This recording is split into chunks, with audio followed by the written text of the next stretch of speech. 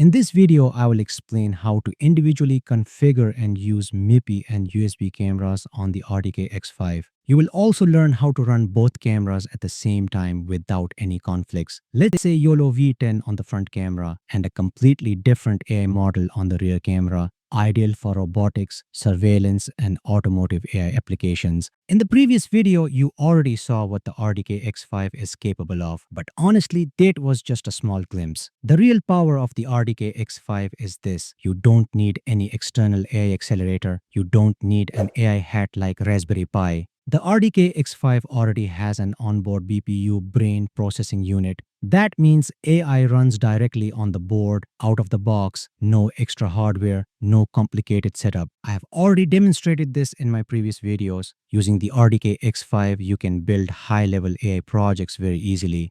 For example, trash detection with high accuracy, fall detection, a gym-level squats counter, monitoring whether a chair or bed is empty or occupied, smart CCTV system that starts recording automatically when a person stays in a specific area for a certain time, don't touch your face detection, and even advanced driver assistance systems using YOLO V10. For example, before you can run YOLO, computer vision, or any AI model, you need to understand how the RDK X5 sees the world. MIPI and USB are the primary and officially supported camera interfaces on the RDK X5, and they are more than enough for advanced AI projects.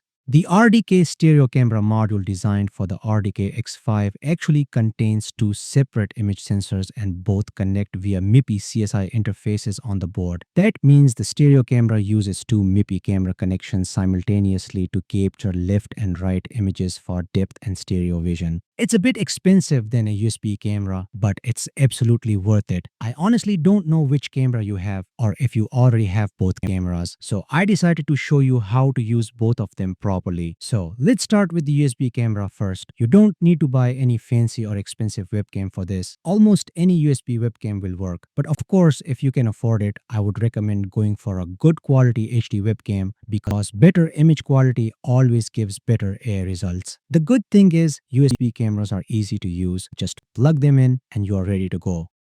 You can download this folder from my Patreon page. After downloading it, simply copy and paste the folder onto your desktop.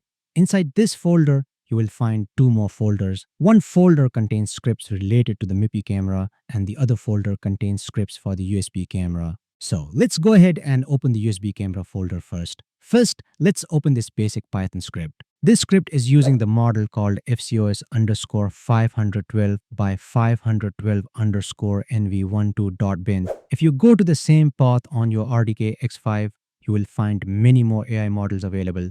We will use these models later in this series to build different and more advanced projects. But for now, let's stick with this model because it's a really important one. So, what is this model?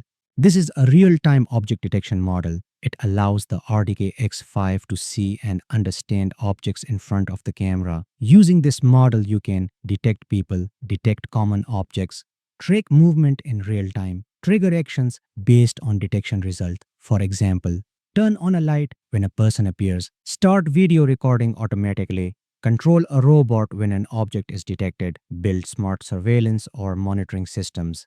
The 512 by 512 resolution gives a good balance between accuracy and speed, and the NV12 format is optimized for the RDK X5 hardware so everything runs fast and smoothly on the onboard BPU. This makes it perfect for beginners and also powerful enough for real-world AI projects. To run this script, make sure you are inside the same folder. Right-click your mouse and select Open Terminal here. Then type this command. By default, this model detects all supported objects. And by all objects, I mean the objects that are available in the COCO class list. If you want to detect your own custom object, you will need to train your own data set and model. As you can see on the screen, the model is already creating a bounding box around me, and I have full control over its thickness and font size of the label. I will explain and adjust all of these settings in just a moment. Let's open this other script. Let me quickly explain what this script is doing. First, it imports some basic libraries like OpenCV, OS, and sys, which are used to access the USB camera, interact with the system, and handle input arguments. Then the script automatically checks which USB camera is connected to the system by scanning the /dev directory, finding all video devices, and selecting the first available USB camera that can be opened successfully. This is very useful because you don't need to manually specify the camera device every time. After that, the script opens the USB camera using OpenCV and sets some important parameters such as the MJPEG format, 30 frames per second, and a full HD resolution of 1920 by 1080, ensuring good image quality. Finally, it captures a single frame from the USB camera and saves it as an image file called img.jpg. Overall, this script is mainly used to test the USB camera, verify that it is working properly, and confirm that the camera is correctly detected by the system before running any AI models on top of it. Let's run this script. As you can see, the moment I ran this script, it automatically captured this image. Let's open this other script. I made some major improvements to the code, making it far more practical. Now, instead of detecting everything, I can track only the object I want. All we need to do is simply write the name of the object here, and the model will focus only on that specific object. Apart from this, if you want to make the font size smaller or larger, you can just change this value. And if you want to increase or decrease the bounding box thickness, you can adjust this value as well. On top of that, we also draw a green dot on the detected object to clearly mark it, and you can easily control the size of this dot by changing this value here. This gives you full control over how the detection looks on the screen and makes it much easier to customize the output according to your project requirements. To control a servo motor or a stepper motor, I have also extracted the X and Y coordinates of the detected object. So now let me run this code so you can understand it more clearly.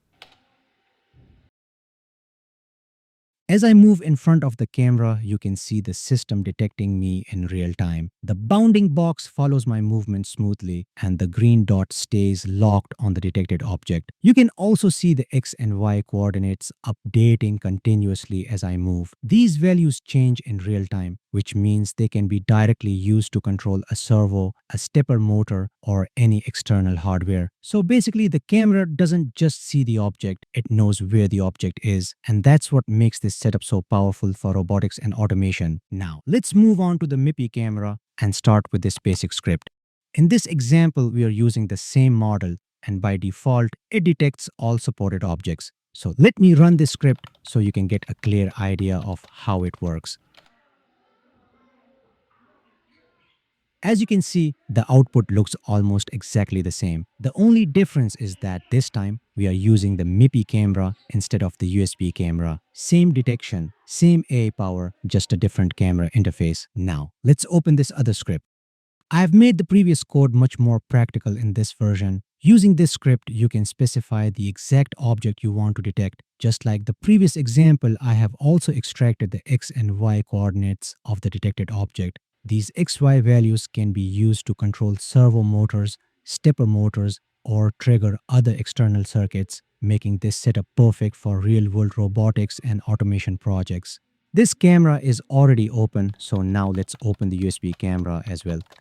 As you can see, both cameras are now active at the same time. And this is where things get really interesting. I can run different AI models on each camera. One camera can be placed at the front and the other one at the rear. This gives you true multi-camera vision. Front view, rear view, processed simultaneously. Whether you are building a robot, a smart vehicle, or any advanced AI system, it completely depends on how you want to use it. The RDK X5 gives you the flexibility. You just decide the logic. All the scripts used in this video, along with their original source codes, are available for download on my Patreon page. And in the upcoming videos, we will focus on building fully practical real-world projects. So that's all for now. Support me on Patreon for more videos. I hope you liked today's episode. Like and share this video with your friends. See you in next episode, and thanks for watching.